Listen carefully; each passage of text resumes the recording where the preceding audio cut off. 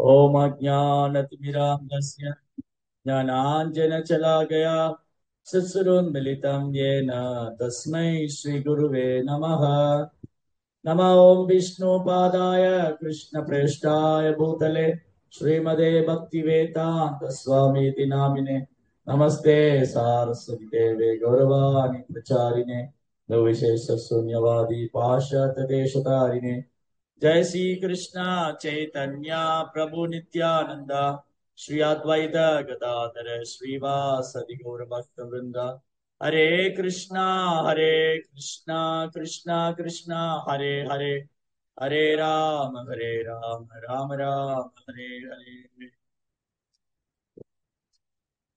तव कर कमल वरे नगमार्बुद श्रृंगा दलिता हिरण्यकशिपो तनुबिंगा दलिता हिरण्यकशिपो तनुबिंगा केशवतीता नरहरि रूपा केशवतीता नरहरि रूपा जय जगदीश हरे जय जगदीश हरे जय जगदीश हरे। जय श्री नरसिंहदेव भगवान की, लक्ष्मी नरसिंह स्वामी की, भद्राज प्रहलाद महाराज की जय। नरसिंह चतुर्दशी महोत्सव की। அப்போ இன்னைக்கு ரொம்ப மங்களகரமான தினம். பகவான் நரசிம்மருடைய ஆவிர்வாவம், நரசிம்மர் தோன்றியது. இன்னைக்கு உபவாசம் இருக்கிற பக்தர்கள், சேவை பண்ணக்கூடிய பக்தர்கள் எல்லாருக்கும் நரசிம்மருடைய ஆசீர்வாதம் கிடைக்கணும். மேலும் நம்ம கிருஷ்ண பக்தியில முன்னேற்றம் அடையணும், பகவானுடைய நாமத்துல ருச்சி வரணும் அப்படின்னு சொல்லி பிரார்த்தனை பண்ணுவோம். ஹரே கிருஷ்ணா கிருஷ்ண கிருஷ்ணா ஹரே ஹரே, ஹரே ராம ஹரே ராம. ஸ்ரீமத் பாகவதத்தின் 7ஆம் ஸ்கந்தத்துல இந்த லீலைகள் வர்ணிக்கப்பட்டிருக்கு. இதுல என்ன ஒரு அழகு அப்படின்னா, இதுல மொத்தம் இந்த அத்தியாயத்துல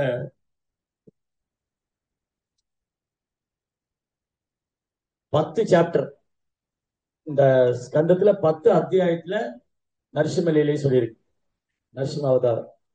ஆனா நரசிம்மரை பத்தி எவ்வளவு அத்தியாயம் சொல்லியிருக்குன்னா ஒரே ஒரு அத்தியாயம் தான். பகவான் நரசிம்மர் அசுரராஜனை வதம் செய்தல், இது ஒரு சாப்டர் தான். இப்ப மீதி சாப்டர்ல என்னது? பிரகலாதரின் தெய்வீகமான குணங்கள், பிரகலாதரின் உபதேசங்கள், பிரகலாதன் கருவில் கற்றுக்கொண்டது, பிரகலாதர் பகவான் நரசிம்மரை சாந்தப்படுத்தியது, பக்தர்களே சிறந்தவர் பிரகலாதர். அப்ப பிரகலாதர் பத்தி எவ்வளவு அத்தியாயம் இருக்கு?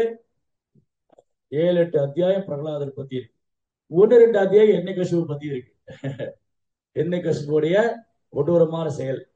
எண்ணெய் கசுவை பற்றி 1-2 அத்தியாயம், பிரகலாதரை பற்றி 6 அத்தியாயம். பிரகலாதர் கருவில் என்ன கற்றுக்கொண்டார், பிரகலாதர் பகவான் என்ன பிரார்த்தனை பண்ணார், பிரகலாதருடைய தெய்வீகமான குணம் என்ன, பிரகலாதர் தன் நண்பர்களுக்கு என்ன உபதேசிச்சார். அப்ப இதுதான் ரொம்ப முக்கியமான பாடம். பகவான் நரசிங்கர் அவதாரம் பண்ணது பிரகலாத மகாராஜர் நமக்கு கொடுக்கறதுக்காக தான்.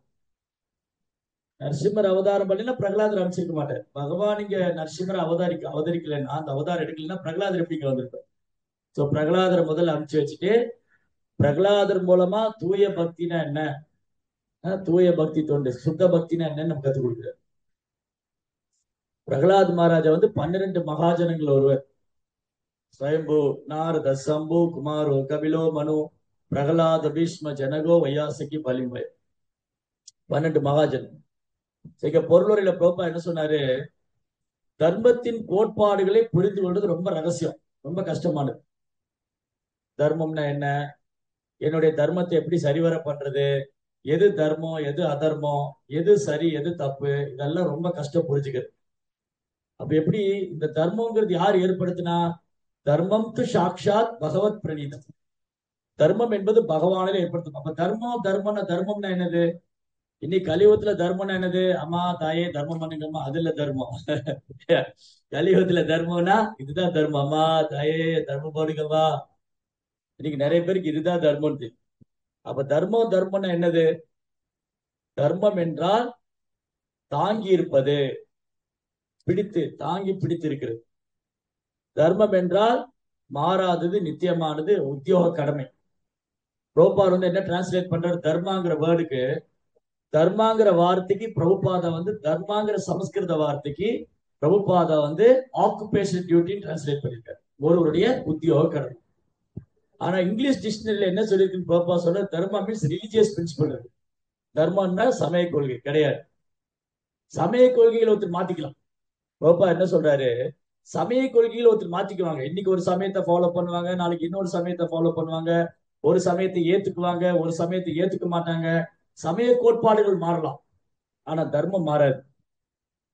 அப்ப பிரபுபா ரெண்டு உதாரணம் கொடுக்கிறார். பச்சை மிளகாடைய தர்மம் என்ன? பச்சை மிளகாய்க்கு ஒரு தர்மம் இருக்கு, அது என்னது? காரம்.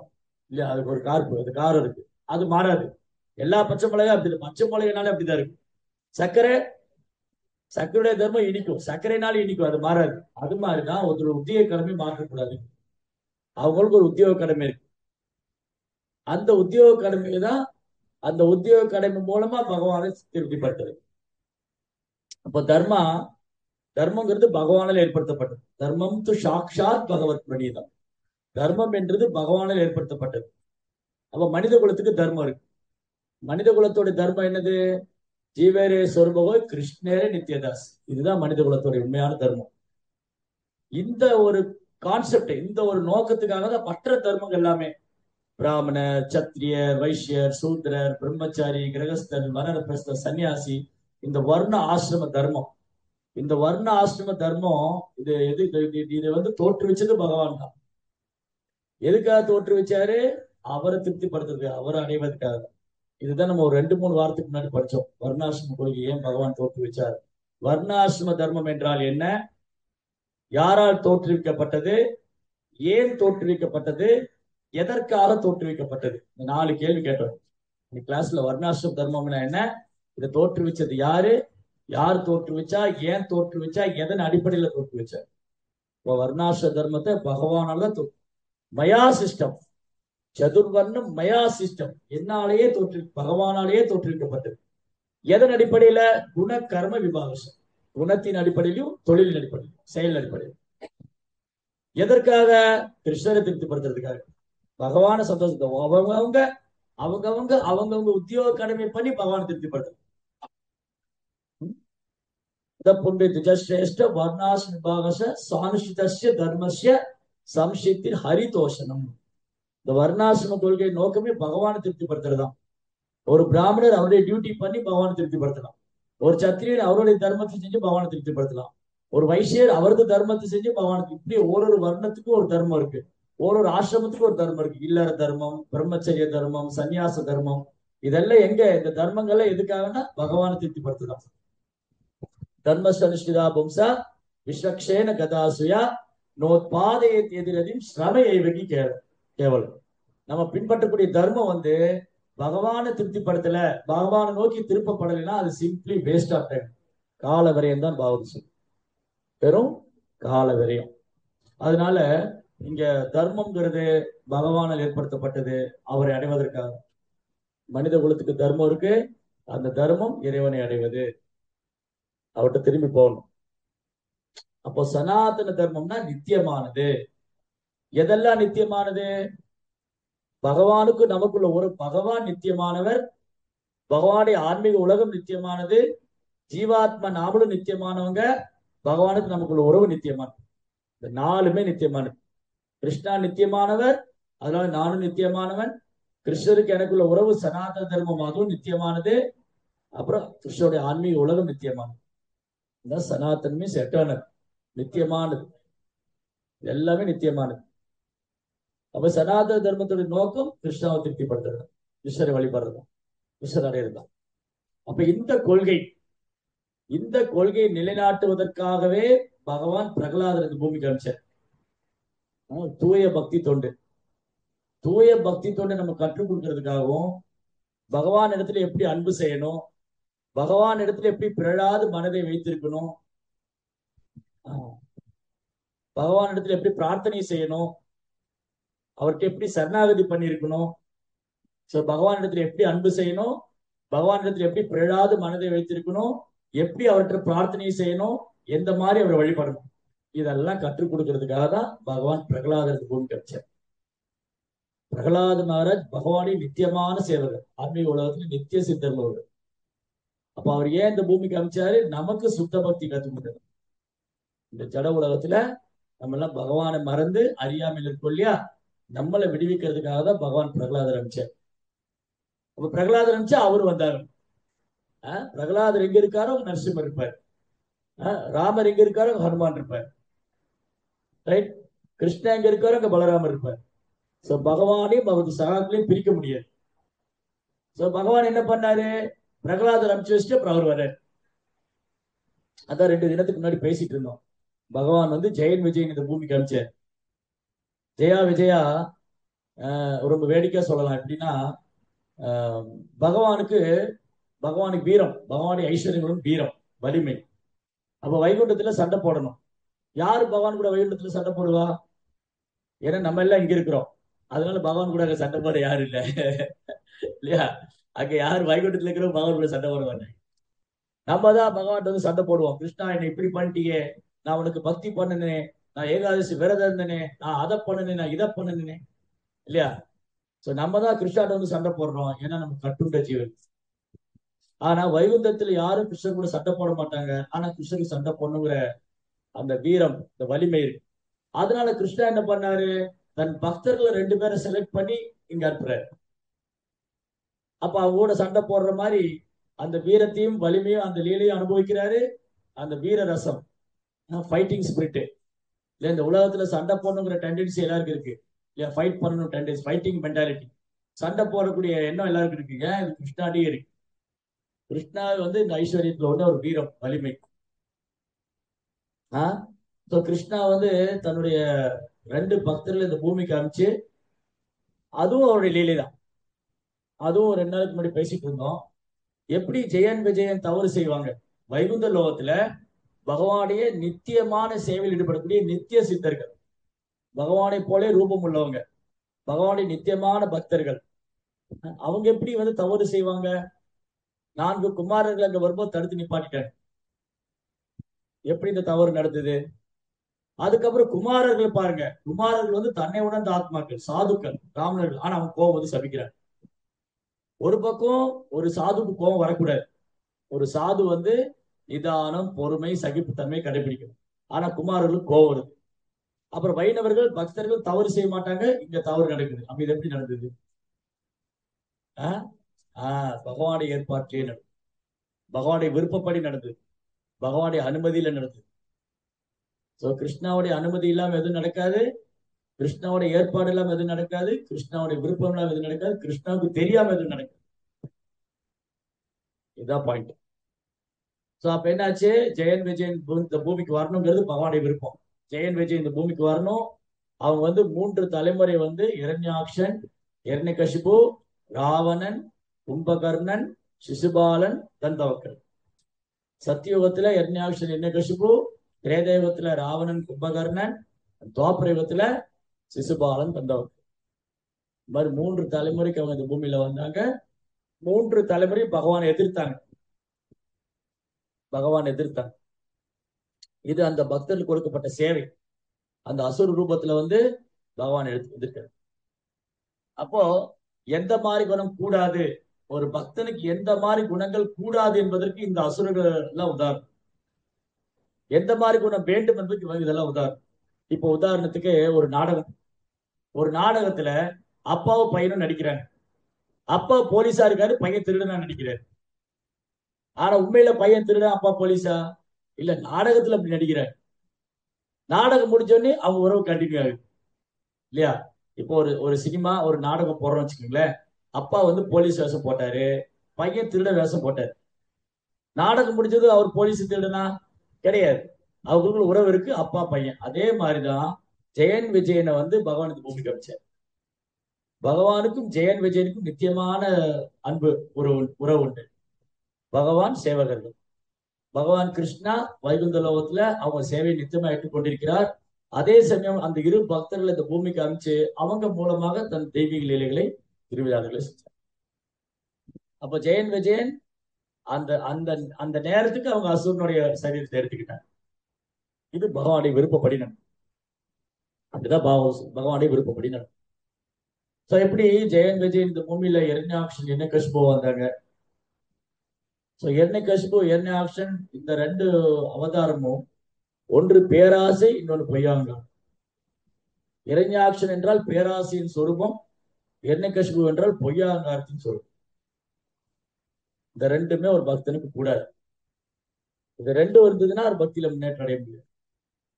எங்க தொடங்கினாரோ அங்கேதான் நிற்பார். பேராசையும் பொய்யாங்காரம். பேராசை இருக்கலாம். எதுல பேராசை இருக்கணும்? பக்தியில பேராசை கொள்ளணுங்கிறார். ரூபகோசாமி என்ன சொல்றாரு? பக்தியில ஒருத்தருக்கு பேராசை வருகிறார். நான் கிருஷ்ணாவுடைய கோலவந்தாரத்துக்கு போயிடலாம். இப்ப நம்ம எல்லாருமே நினைக்கலாம், இப்ப கேட்டா எல்லாரும் கை தூக்கிடுவாங்க. இங்க எவ்வளவு பேர் கிருஷ்ணனுடைய கோலவந்தாரத்துக்கு போக ஆசைப்படுறீங்க? எல்லாம் ஆசைப்படுறோம். ஆனா தகுதி இருக்கா? தகுதி வளர்த்துட்டு இருக்கவா? இல்ல. ஆனா ஆசைப்படலாம். இது நியாயமான ஆசை இல்லையா? நான் கிருஷ்ணாவுடைய கோலோக விருந்தாவன் போகணும்னு நினைக்கிறது பேராசை இல்லையா? அதுக்கு தகுதி இல்லை, ஆனா தகுதி வளர்த்துக்கலாம். ஆனா பௌதிகத்துல பேராசை கூடாது. பௌதிகத்தில் பேராசை பெரும் நஷ்டம். ஒரு ஆன்மீக பாதைக்கு பெரும் நஷ்டம். அதே மாதிரி பொய்யகங்காரம் கூடாது. நான் தான் அனுபவிப்பேன், அந்த பொய்யகங்காரம் கூடாது. ஆனா உண்மையான அகங்காரம் இருக்கலாம். உண்மையான அகங்காரம் என்னது? நான் கிருஷ்ணாவுடைய சேவகன். இது உண்மையான அகங்காரம். இது உண்மைதான். நான்கிறது எப்பவுமே இருக்கு. நான் நான் இந்த உடல் எல்லாம் ஆத்மா. இது உண்மையான அகங்காரம். நான் இந்த உடல் பொய் அகங்காரம். இந்த உண்மையான அகங்காரத்துக்கு பொய் அகங்காரத்துக்கு இதுதான் வித்தியாசம். பொய் அகங்காரம் நானே அனுபவிக்கணும்னு நினைக்கிறேன். உண்மையான அகங்காரம் கிருஷ்ணா அனுபவிப்பாளர், நான் அனுபவிக்கப்பட வேண்டும். சோ அதனால இங்க ரொம்ப அழகான வர்ணனை. பிரகலாதர் அழைச்சிட்டு இந்த மாதிரி மிக அற்புதமான வாழ்க்கைக்கு தேவையான பாடங்கள். இன்னைக்கு எந்த பாடத்தை ஸ்கூல்ல காலேஜ்ல கொடுக்க தவறிட்டாங்களோ, எந்த பாடத்தை நீங்க வீட்டுல சொல்லிக் கொடுக்க தவறிட்டாங்களோ, அந்த பாடம் இங்க இருக்கு. அதனாலதான் இங்க ரொம்ப அழகா சொல்றாரு. இந்த அத்தியாயம் பிரகலாத் மகாராஜா என்ன கத்துக்கிட்டாரு நாரத முனிவர்கிட்ட இருந்து அம்மாவுடைய கருவில் இருக்கும்போது? பாருங்க, இங்க என்ன விசேஷ தன்மைனா, பிரகலாத் மகாராஜா ஸ்கூல்ல என்ன படிச்சாரு நீங்க கேட்கல. பிரகலாத் மகாராஜா ஸ்கூலுக்கு போனாரு குருக்குள்ள. அங்க உங்க குரு சண்டாமர்க்கா என்ன சொல்லி கொடுத்தாங்க, அதை பத்தி இங்க பேசவே இல்லை. ஏன் அதை பத்தி இங்க பேசல? சண்டாமர்க்கா பிரகலாதருக்கு என்ன சொல்லி கொடுத்தாங்க? தர்ம அர்த்த காம மோட்சம், எப்படி பொருளாதார முன்னேற்றம் அடைகிறது, எப்படி புலன்பு அனுபவிக்கிறது, இதுதான் சொல்லி கொடுத்தாங்க. அப்ப இந்த கல்வியினால பிரகலாதர் கவரப்படல. இந்த கல்வியை பிரகலாதர் எடுத்துக்கல. பிரகலாதர் எந்த கல்வி எடுத்துக்கிட்டாரு? அவர் குருவான நாரதர் கொடுத்த ஒரு உயர்ந்த கல்வி, ராஜ வித்யா. சோ அதனால பிரகலாதர் கருவில் கற்றுக்கொண்டதான் மிக முக்கியமான பாடம். பிரகலாதர் ஸ்கூல்ல படிச்சதோட பிரகலாதர் கருவில் கற்றுக்கொண்டதான் மிக மிக முக்கியமான பாடம். அதனால இங்க ரொம்ப அழகான ஸ்லோகம். ரெண்டு ஸ்லோகமும் ரொம்ப பியூட்டிஃபுல். இந்த ரெண்டு ஸ்லோகத்துக்குள்ளே எல்லாமே அடங்கிடுச்சு. நீங்க நல்லா கவனிச்சு பாருங்க. இந்த ரெண்டு ஸ்லோகத்துக்குள்ள நம்ம என்னெல்லாம் தெரிஞ்சுக்கணுமோ எல்லாமே பிரகலாத் சொல்லிட்டு. முதல்ல குரு குரு சுஸ்ரேயா பக்தியா சர்வ சர்வ லப்தாத்மனேன ச சங்கேன சாது பக்தானாம் ஈஸ்வர ஆராதனேன ச ஸ்ரத்தையா தத்கதையாம் ச கீர்த்தனைர் குணகர்மனாம் தத்பாதாம்புரு தியானா தத்திங்கே அர்ஹனாதிபிஹி. இந்த ரெண்டு ஸ்லோகத்துல எவ்வளவு விஷயம் சொல்லிட்டாரு பாருங்க. எல்லாமே ரொம்ப ரொம்ப முக்கியமானது. இது இன்னைக்கு வெளியில யாருமே சொல்லி தர மாட்டாங்க. ஸ்கூல்ல, காலேஜ்ல, யூனிவர்சிட்டியில, வீட்டுல நோபடி நோஸ் தட். யாருக்குமே தெரியாது. ஒன்லி புரோபார் இயக்கத்துல வந்தா மட்டும் கிடைக்கும். கன்ஃபார்ம். ஒன்லி புரோபார் இயக்கத்துல, கிருஷ்ண பக்தி இயக்கத்துல வந்தா மட்டும்தான் இது கிடைக்கும். இங்க மட்டும்தான் இது. பாகவதம் படிக்கிறவங்க மட்டும்தான் இது தெரியும். என்ன சொல்றாரு பிரகலாத் மகாராஜா? ஒருவர் உண்மையான ஆன்மீக குருவை ஏற்றுக்கொண்டு மிகுந்த பக்தியுடனும் நம்பிக்கையுடனும் அவருக்கு தொண்டு புரிய வேண்டும். இதுதான் ஃபர்ஸ்ட். ஆதோ குரு பாதாஸ்ரயா. ஃபர்ஸ்ட் ஒரு உண்மையான ஆன்மீக குருவை சரணடையும். எப்ப நமக்கு 10-12 வயசு ஆயிடுச்சோ அப்பவே குரு தேட ஆரம்பிச்சது. 12 வயசு ஆயிட்டாலே குருவை தேட ஆரம்பிக்கணும். சோ ஃபர்ஸ்ட் ஆதோ குரு பாதாஸ்ரயா, ஆன்மீகுடைய தாமரை பாதங்களை சரணடையணும். ஏன் முதல்ல இதை சொல்லியிருக்காங்க? ஆதோ குரு பாதாஸ்ரயா, குரு சுக்ஷயா. சுக்ஷயா அப்படிங்கிற வார்த்தை உண்மையான ஆன்மீக குருவுக்கு சேவை செய்வதன் மூலம், அவர்கிட்ட இருந்து கேட்கறது. சுஷ்ரு சுஷ்ரு சுஷ்ருஸ்ரோ சுஷ்ரு அப்படின்னா கேட்கறது. ஃபர்ஸ்ட் குருகிட்ட இருந்து கேட்கணும். ஏன் முதல்ல குருவை தேர்ந்தெடுக்க சொல்லியிருக்கீங்க? ஏன் ஏன் முதல்ல குருவை தேர்ந்தெடுக்க? எப்போ ஒருத்தர் குரு தேவை? எப்போ ஒருத்தர் குரு தேவை? ஏன் ஒருத்தர் குருவை தேர்ந்தெடுக்க? என்ன அப்படி ஸ்தம்பிச்சு போக உட்காந்துருக்கீங்க? ராமசாமி பிரபு, எப்ப குரு தேவை உங்களுக்கு? ஏன் குரு தேவை? எப்போ ஒருத்தர் குருவை அணுகணும்? எப்ப அர்ஜுனன் குருவை அணுகுனார்? நானே குழு கொடுத்துட்டேன். ஆஹ் ஆஹ் எது சரி, எது தப்பு, எது தர்மம், எது அதர்மம், ஒன்னும் புரியல, குழப்பமா இருக்கு. கார்பண்ய தோஷோ பிரகத ஸ்வபாவா பிச்சாமித்தான் தர்ம சமூட சேதாக எஸ்ஏ ஈஷான் நிஷிதம் விபூகி தன்மே சிஷ்யஸ்தேகம் சுவாதிமாம் தாம் பிரம்மன். கிருஷ்ணா, எனக்கு இப்ப ஒரே குழப்பமா இருக்கு. என்னுடைய கர்மித்தனத்தினால நான் குழம்பி போயிருக்கேன். இது என்னுடைய குடும்பம், என்னுடைய ஃபேமிலி, இது இந்த யுத்தம் பண்ணணுமா வேண்டாமா, இது சரியா தப்பா, ஒரே ஒரு முடிவுக்கே வர முடியல. ஆனா அர்ஜுனன் நம்மள மாதிரி முட்டாள் இல்ல. அர்ஜுனன் முதல் அத்தியாயத்துல ரொம்ப நல்லா ஆர்கியூ பண்றாரு கிருஷ்ணாட்ட. சாஸ்திரத்திலிருந்து உதாரணம் எடுத்துட்டு வர்றாரு. நான் இந்த சாஸ்திரத்திலிருந்து கேட்டிருக்கேன், ஆச்சாரியன் சொல்லி கேட்டிருக்கேன், இப்படி எல்லாம் பேசுறேன். நீங்க பகவத்கீதை முதல் அத்தியாயம் படிச்சீங்கன்னா அர்ஜுனன் சாஸ்திரபூர்வமா ஆர்கியூ பண்றாரு, ரொம்ப புத்திசாலித்தனமா. ஆனா ஒரு முடிவுக்கு வர முடியல. அதான் கிருஷ்ணா என்ன சொன்னாரு அர்ஜுனன் முதல்ல? அர்ஜுனன் சரணாகதி அடைஞ்சோடனே கிருஷ்ணர் முதல்ல என்ன சொன்னாரு? Very good. நீ ஒரு அறிவாளி மாதிரி பேசுற அர்ஜுனன், நீ முட்டாள் இல்லையா? அசோசான நன்னசோஷத்வம் பிரக்ஞாவாதாம் சபாசுஷே கதாசூன கதாசு நாலு சோசம் நீ பண்டிதா. நான் கூட நினைச்சேன் அர்ஜுனன் பெரிய புத்திசாலி. ஆனா இவர் எதுக்காக கவலைப்படணுமோ அதுக்கு தேவையில்லாதக்கெல்லாம் கவலைப்பட்டு இருக்காரு. அறிஞர்கள் வாழ்பவருக்கோ மாண்டவருக்கோ வருந்துவதில்லை. சோ எப்போ குரு தேவை ஒருத்தருக்கு? எப்போ என்ன என் வாழ்க்கையில் என்ன முடிவு எடுக்கணும், நான் எடுக்கக்கூடிய முடிவு சரியா தப்பா, இது தர்மமா அதர்மமா, இது எனக்கு நல்லதா கெட்டதா, இது நமக்கு தெரியாது. அதுக்குதான் குரு. சோ எப்போ குரு தேவை? தஸ்மாத் குரு பிரபத்தியேத ஜிக்யாசு ஸ்ரேய உத்தமா. தஸ்மாத் எனவே குரு, குரு கட்டாயம் வேணும். எதுக்கு? கேள்வி கேட்கணும் குருட்ட. குருட்ட என்ன கேள்வி கேட்கணும்? குரு மகாராஜ், நான் எங்க வேலைக்கு போகலாம், எங்க சம்பாதிக்கலாம், எங்க பிளாட் வாங்கலாம், இந்த கேள்வி இல்ல. குருகிட்ட என்ன கேள்வி கேட்கணும்? கிருஷ்ணா யாரு, கிருஷ்ணருக்கு எனக்கு என்ன உறவு இருக்கு, நான் யாரு. தத் விஜானாந்த ஸ்வ குரு ஏவ அபிகச்சேத் சமித் பிராத்யம் சோத்யம் பிரம்மனிஷ்டம். இது வேத வாக்கியம். தத் விஜானார்த்தம். தத் அப்படின்னா அந்த அந்த இறைவனை பற்றி ஞானம் உனக்கு வேணுமா? தத் விஜானார்த்தம் ஸ்வ குரு ஏவ அபிகச்சித். அபிகச்சித்னா கட்டாயம் போகணும். உனக்கு இறைவனை பற்றி ஞானம் வேணும்னா குருட்ட போகணும். சோத்ரியம் பிரம்மனிஷ்டம். கேள்வி கேட்கணும், பிரம்மத்தை பற்றி கேள்வி கேட்கணும். ஆத்மான என்ன, பரமாத்மா யாரு, பகவான் என்ன, அவர் இந்த உடல்ல எங்க இருக்காரு. இதுதான் அர்ஜுனன் கேட்டார். அர்ஜுனன் பகவத்கீதையுடைய 8ஆம் அத்தியாயத்துல கேட்கிறார். கிம் தத் பிரம்மம் கிமத்யாத்மம் கிம் கர்ம புருஷோத்தமா அதியஜ்யம் ச கிம் புரோத்தம் அதிதெய்வம் ச கிம் புரோத்தம் அதியஜ்யம் கிம் உச்சதே. கிம்னா என்ன? கிம் தத் பிரம்மம். கிருஷ்ணா, அந்த பிரம்மங்கிறது என்ன? பரமாத்மாங்கிறது யாரு?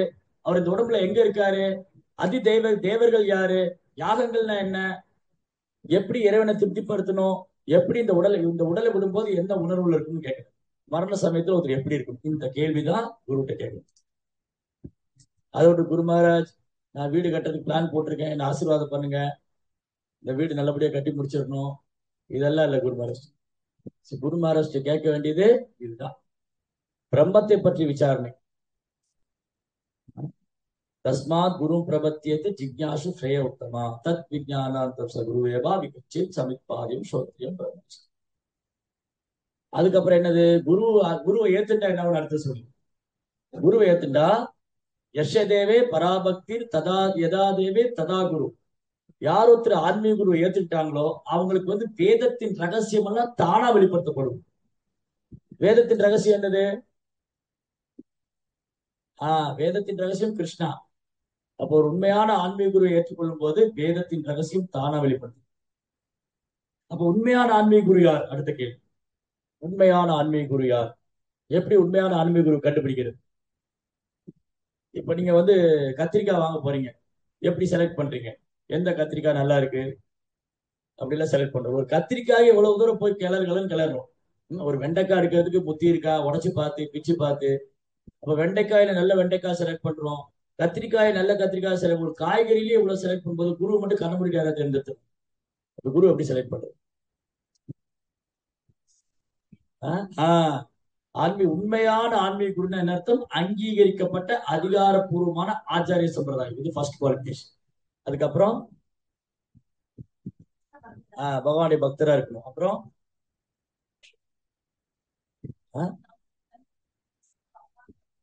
ஓகே சரி, அவர் எப்பவும் பகவானை பத்தி சொல்லுவாரு. அப்புறம்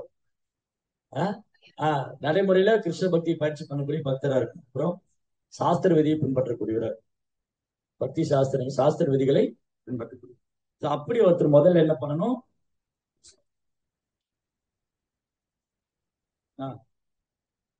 ஒரு உண்மையான ஆன்மீக குருவை ஏற்றுக்கொண்டு மிகுந்த பக்தியுடனும் நம்பிக்கையுடனும் பக்தியுடனும் நம்பிக்கையுடனும், இது ரொம்ப அவசியம்.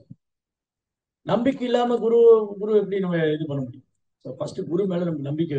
இவர் வந்து பகவானுடைய பிரதிநிதி, இவர் பகவானுடைய தூதர், இவர் பகவான் அனுப்பி வைக்கப்பட்டவர் அப்படிங்கிற நம்பிக்கை முதல்ல. நம்பிக்கையும் பக்தி, குரு நம்பிக்கை, இது ரொம்ப ரொம்ப அவசியம். குரு மேல நம்பிக்கையும் பக்தியும் விசுவாசம் இருந்தாதான் நம்மளால கிருஷ்ணரை புரிஞ்சுக்க முடியும். அதனாலதான் குரு வந்து ஒரு சாதாரண மனிதன் நினைக்கிறது குற்றம். பகவானுடைய நாமத்தை உச்சரிக்கிறவங்க மூணாவது குற்றம் என்ன பண்ணக்கூடாது? ஆன்மீக குருவை சாதாரண மனிதனா கருதக்கூடாது. அவர் பேரு ஆன்மீக குரு. ஆன்மீக குருனா அவர் ஆன்மீகமானவர், அவர் உடல் ஆன்மீகமானது, அவருடைய செயல்கள் எல்லாம் ஆன்மீகமானது, திவ்யமானது. அதனால ஆன்மீக குருவை நம்ம ஜட கண்ணோட்டத்தில் பார்க்க கூடாது. என்ன குரு நம்மள மாதிரி தானே இருக்காரு, அவருக்கு ரெண்டு கால் தானே இருக்கு, அவரு நம்மள மாதிரி தானே எல்லாம் பண்றாரு. ஜட கண்ணால ஆன்மீக குருவை பார்க்க கூடாது. ஆன்மீக குருவை சாஸ்திரங்களை கண் கொண்டு பார்க்கணும், பக்திங்கிற கண் கொண்டு பார்க்கணும். எப்படி கிருஷ்ணரை வந்து சாஸ்திரங்கிற கண் கொண்டு பாக்குறோமோ, பக்திங்கிற கண் கொண்டு பார்த்தா புரியுமோ. கிருஷ்ணரை ஜடக்கண்ணால பார்த்து புரிஞ்சுக்க முடியாது, பகவான் கிருஷ்ணரை ஜடக்கண்ணால பார்த்து புரிஞ்சுக்க முடியாது. அதே மாதிரிதான் ஆன்மீக குருவையும் ஜட புலன்களால் உணர முடியாது. பக்தி இருந்தாதான், குரு மேல விசுவாசம் நம்பிக்கை இருந்தாதான் அவர் உணர முடியும். அவருடைய செயல்கள் எல்லாம் திவ்யமானது. ஒருவர் உண்மையான ஆன்மீக குருவை ஏற்றுக்கொண்டு மிகுந்த பக்தியுடனும் நம்பிக்கையுடனும் அவருக்கு தொண்டு புரிய வேண்டும். தன்னிடம் உள்ள உடைமைகள் அனைத்தையும் ஆன்மீக குருக்கு அர்ப்பணித்து விட வேண்டும். எவ்வளவு பேர் தயாரா இருக்கு இல்லையா? தன்னிடம் உள்ள உடைமைகள் அனைத்தையும் ஆன்மீக குருக்கு அர்ப்பணித்து விட வேண்டும். அது ஒரு லிஸ்ட் கொடுத்திருக்காரு, என்னெல்லாம் நம்ம கிட்ட இருக்கு. பிரபுபாத் பொருள் சொன்னார், காயா வாச்சா மனசா, உயிர் பொருள் புத்தி வாக்கு, இதெல்லாம் கிருஷ்ணருக்கு அர்ப்பணிக்கணும். இந்த உயிர் கிருஷ்ணருக்காக குருவுக்காக, பொருள் குருவுக்காக, புத்தி குருவுக்காக, வாக்கு குருவுக்காக. ரொம்ப ரொம்ப இம்பார்ட்டன்ட். ஒரு சீடர் தங்கிட்ட என்ன இருக்கோ அது குருவுக்கு அர்ப்பணிக்கணும். நான் பெரிய செல்வந்தனா இருந்தா என் செல்வத்தை பூரா குருவுக்காக அர்ப்பணிக்கணும். நான் பெரிய புத்திசாலியா தான் என்னோட நாலேஜ் வந்து குருவுடைய சேவைக்காக பயன்படுத்துறேன். என்கிட்ட ஒண்ணுமே இல்லையா, இந்த உயிரை குருவுக்காக. குரு என்ன சொன்னா நான் கேட்கிறேன். குரு வந்து கிணத்துல குதினா குதிச்சார். பிரபுபாதர் சொன்னா அப்படி செய்வாங்க. பிரபுபாடி சீடர்கள் எப்படி இருந்தாங்க? அன்னைக்கு பேசிட்டு இருந்தோம். என்ன பேசிட்டு கிளாஸ்ல? பிரபுபா வந்து ட்ரெயின்ல போயிட்டு இருக்காரு.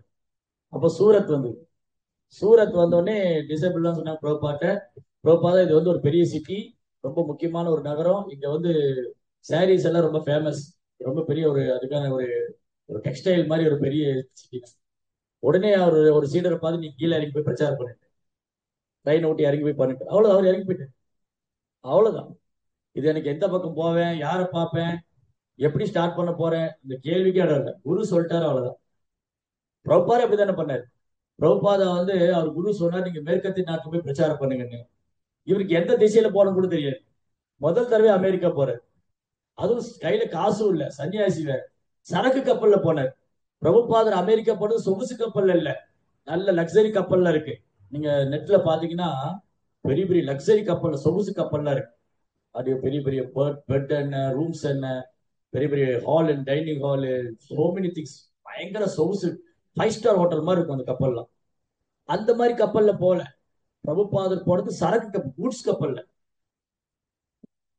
அப்புறம் போய் எந்த பக்கம் போகணும், எப்படி தெரியும், யாரை போய் பார்க்கணும், எங்க போகணும்? அங்க டிசேபிள் வந்து ரெடியா இருந்தாங்களா? ஓ பிரபுபார் இப்போ வருவாருன்னு சிகப்பு கம்பளம் விரிச்சு வர இருக்குது. சீடர்களும் கிடையாது, சீடர்கள் கிடையாது, உபயதாரர்கள் கிடையாது, இல்ல டோனர்ஸ் கிடையாது, சீடர்கள் கிடையாது, இடம் கிடையாது, ஒண்ணுமே கிடையாது. பிரபுபார் கூட இருந்தது ரெண்டே ரெண்டு தான். என்னது அது? பாகவதம், குருவோடைய கட்டளை. பாகவதம் கிருஷ்ணர் பாகவத ரூபத்துல இருந்தார், கிருஷ்ணர் பாகவத ரூபத்துல பிரபுபார் கூட இருக்காரு. தென் குருவோடைய இன்ஸ்ட்ரக்ஷன். அவ்வளவுதான், அது ரெண்டு மட்டும்தான். கையில கூட ஒரு 30 ரூபாய் சில்லற காசு தான் இருக்கு, அவ்வளவுதான். நம்ம ஒரு யாத்திரை போனா ஒரு 10,000 ரூபாய் பணம் கையில வச்சு இல்லையா, இதெல்லாம் இல்லாம போக முடியாது. ஆமா, இப்ப அதுவும் பத்தாது. அமெரிக்கா அதுவும் செல்லாது, இந்த புறாய் செல்லாது அந்த டாலருக்கு. இப்படி பிரபுபாதா வந்து completely surrender to soul to guru Maharaj. அவருடைய ஆத்மாவை குருவுக்கு அர்ப்பணிச்சிருக்காரு. சோ அதனால ஒருத்தர் என்ன பண்ணணும், என்கிட்ட ஒண்ணும் இல்லையா, நான் குருவுக்காக என் உயிரை கூட கொடுக்க தயாரா இருக்கேன்னு சொல்லு. இந்த உயிர் கூட குருவுக்காக தான் அப்படின்னு சொல்லு. அந்த மாதிரி சேவை பண்ணணும். இல்ல பிரபு, எனக்கு வந்து நாலேஜ் எல்லாம் இல்லை, என்னால பாகவதம் எல்லாம் படிச்சு அந்த நாலேஜ் இல்லை. சரி, அப்ப நீங்க வந்து உங்க பொருளால சேவை பண்ணுங்க. குருவுக்காக வந்து ஒரு கோயில் கட்டுங்க, குருவுக்காக நீங்க புத்தக விநியோகம் செய்யுங்க, குருவுக்காக நீங்க கிருஷ்ண பக்தி இயக்கத்தை வழி நடத்துங்க, செலவு பண்ணுங்க. என்கிட்ட அவ்வளவு பணம் இல்லை பிரபு. சரி, உங்க புத்தி யூஸ் பண்ணுங்க, என்கிட்ட புத்தியும் கம்மியா தான் இருக்கு.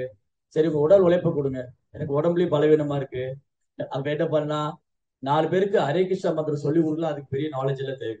நீங்க வாங்க, இஸ்கானுக்கு வாங்க, பிரசாதம் சாப்பிடுங்க, ஹரே கிருஷ்ணா மந்திரம் சொல்லுங்க, கிருஷ்ணத்தை பிரார்த்தனை பண்ணுங்க. இதுக்கு எந்த நாலேஜும் தேவையில்லை, செல்வமும் தேவையில்லை, வலிமையும் தேவையில்லை, புத்தி ஒன்றும் தேவையில்லை. சொல்லணுங்கிற எண்ணம் மட்டும் இருந்தா போதும். 4 பேருக்கு கிருஷ்ண பக்தியை சொல்லி கொடுக்கணும், ரொம்ப எளிமையா இருந்தப்போ என் குருவுக்காக நான் 4 பேரை பார்த்து சொல்லுவேன். வேற எந்த குவாலிபிகேஷன் தேவையில்லை. குருவுக்கு சேவை பண்ணுங்கிற எண்ணம் இருந்தா மட்டும் போதும், வேற எந்த தகுதியும் தேவையில்லை. சேவை பண்ண வேண்டும் என்ற எண்ணம் இருந்தாலே அதற்கான அனுகிரகம் அங்கிருந்தே வந்து. சோ அதனால ஒருவர் தன்னிடம் உள்ள உடைமைகள் அனைத்தையும் ஆன்மீக குருவுக்கு அர்ப்பணித்து விட வேண்டும். பொசசிவ்னஸ் இருக்கணும், எனக்கு நான் எனதுன்னு இருக்கணும். எப்ப நம்ம தீட்சை வாங்கிட்டோமோ அப்ப எல்லாம் குருவுடையது. இது ஏன் குழந்தை இல்ல, இந்த குழந்தை என் குருவுடைய சேவைக்காக, இந்த மனைவி என் குருவுடைய சேவைக்காக, கிருஷ்ணனுடைய சேவைக்காக, இந்த கணவர் குருவுடைய சேவைக்காக, கிருஷ்ண, இதுதான் அங்க. அவ்வளவுதான். இங்க என்னுடைய எனக்குங்கிற, நான் எனக்குங்கிற பேச்சுக்கே கிடையாது. அதுதான் உண்மையான சீடர். தங்கிட்டு இருக்கிறது எல்லாமே குருவுக்காக அர்ப்பணி, எல்லாமே. சோ ஒருவர் தன்னிடம் உள்ள அனைத்தையும் ஆன்மீக குருவிடம் அர்ப்பணித்து விட வேண்டும். பிறகு பக்தர்கள் மற்றும் சாதுக்களின் சகவாசத்தில் ஒருவன் சிரத்தையுடனும் பகவானின் மகிமைகளை கேட்டும் அவரை உன்னத குணங்களையும் செயல்களையும் துதித்து போற்றியும் எப்பொழுதும் பகவானின் தாமரை பாதங்களை தியானித்தும் அவரை பூஜிக்க வேண்டும். அடுத்தது, சோ ஃபர்ஸ்ட் குருவுடைய தாமரத்தினுடைய சரணடையணும். 2வது குருவுக்கு எல்லாத்தையும் அர்ப்பணம் பண்ணணும். 3வது பக்தர் சங்கத்துல போடும். பக்தர் சங்கத்துல இருந்து என்ன பண்ணணும், எப்பவுமே பக்தர் சங்கத்துல இருந்து கேட்கணும், பக்தர்கிட்ட இருந்து கேட்கணும். பகவத்கீதை, பாகவதம், சைத்தன்ய சரிதாமிர்தம் கேட்கணும், கேட்கணும். எங்களுக்கு கேட்க நேரம் இல்லைன்னு சொல்லக்கூடாது. நாங்க சேவை பண்றோம், சர்வீஸ் எல்லாம் இருக்கு, கேட்கறதா இங்க ஃபர்ஸ்ட். கேட்கணும், கேட்டுக்கிட்டே இருக்கணும். கேட்டாதான். ஏன் கேட்கணும்? சரி, ஏன் ஒருத்தர் வந்து ஓகே சேவை ரொம்ப முக்கியம், பகவானுக்கு போக தயாரிக்கிறது, அப்புறம் பகவானுக்கு வந்து கோயில் கட்டுறது, அப்புறம் பகவானுக்காக கோயில்ல வந்து சேவை பண்றது, இதெல்லாம் பல்வேறு சேவைகள் இருக்கு. இதை விட ஏன் கேட்கறது ரொம்ப முக்கியம்? ஏன் சரி, 9 அது பாத்தீங்களா, 9 விதமான பக்தியில பிரகலாதர் முதல் சிரவணம் தான் சொல்றாரு. இந்த 9 டைப் ஆஃப் டிவோஷன்ஸ் பிரகலாதர் சொல்றாரு. 9 விதமான பக்தி தொண்டு பிரகலாதர் சொல்றாரு. ஏன் முதல்ல சிரவணம், ஏன் கேட்கணும்? ஏன் ஒருத்தர் கிருஷ்ணரை பத்தி அதிகமா கேட்கணும்?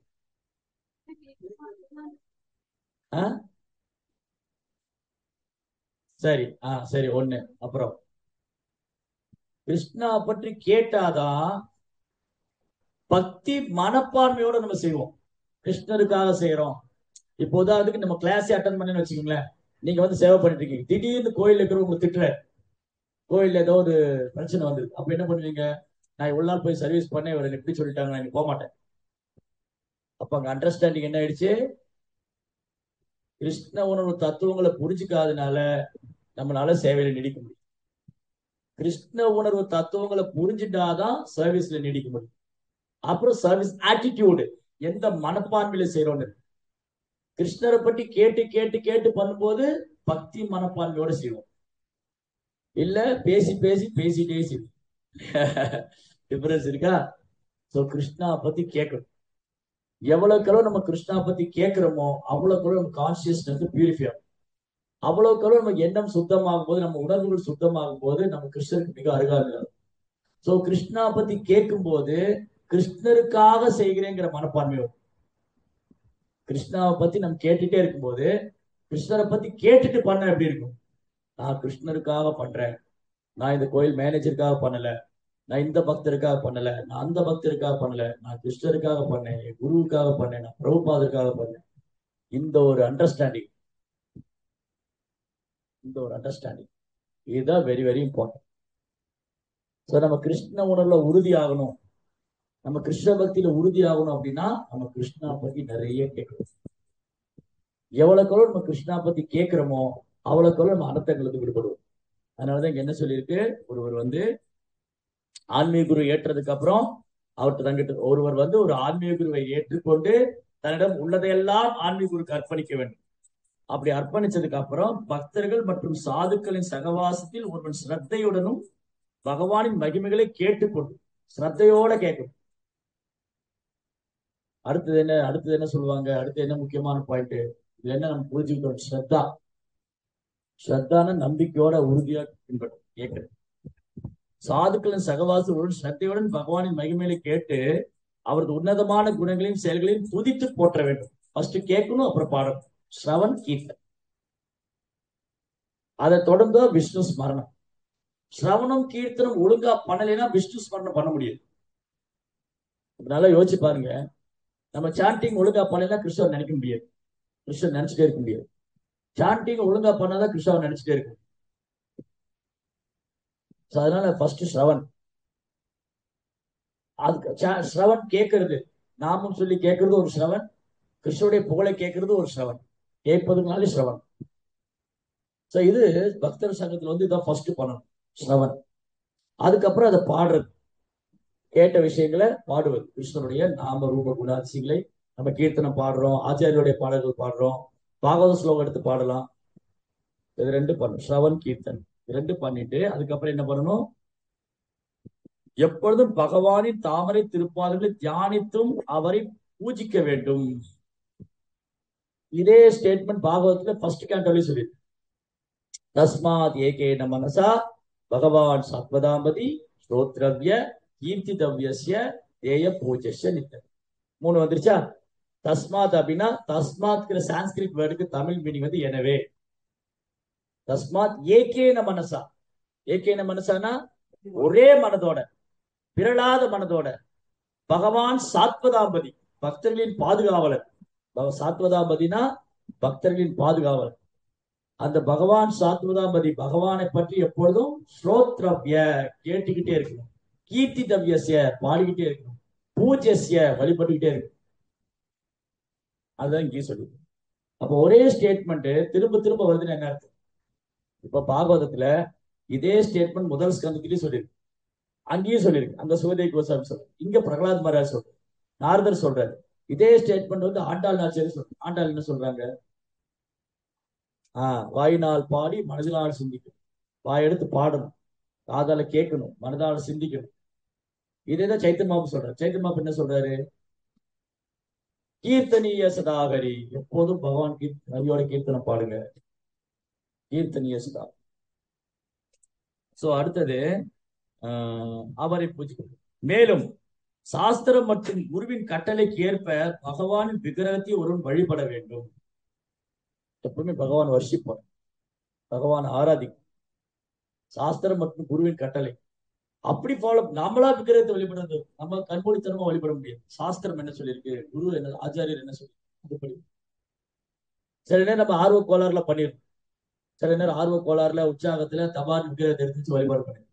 பட் அது அபராதம் பண்றோமா, கரெக்டா பண்ணிட்டு இருக்கோமா, சாஸ்திரம் எப்படி வழிபட சொல்லியிருக்கு, ஆச்சாரியர் என்ன சொல்லி கொடுத்துருக்காங்க, அதன்படி பண்ணும். இல்லாட்டி சேவா அபராதம்.